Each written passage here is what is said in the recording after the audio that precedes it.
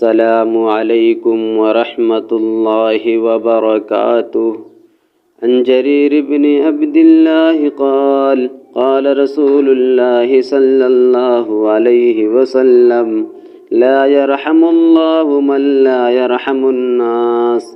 حضرت جریر بن عبداللہ سے روایت ہے کہ رسول اللہ صلی اللہ علیہ وسلم نے فرمایا، وہ لوگ اللہ تعالیٰ کی خاص رحمت سے محروم رہیں گے جن کے دلوں میں دوسرے آدمیوں کے لیے رحم نہیں اور جو دوسروں پر ترس نہیں کھاتے۔ اس حدیث میں انسان کا لفظ عام ہے جو مومن اور کافر اور متقی اور فاجر سب کو شامل ہے، اور بلا شبہ رحم سب کا حق ہے، البتہ کافر اور فاجر کے ساتھ سچی رحم دلی کا سب سے بڑا تقاضا یہ ہونا چاہیے کہ اس کے کفر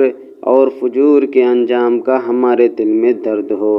اور ہم اس کو بچانے کی کوشش کریں۔ اس کے علاوہ اگر وہ کسی دنیاوی اور جسمانی تکلیف میں ہو تو اس کو بچانے کی فکر کرنا بھی رحم دلی کا یقیناً تقاضا ہے، اور ہم کو اس کا بھی حکم ہے۔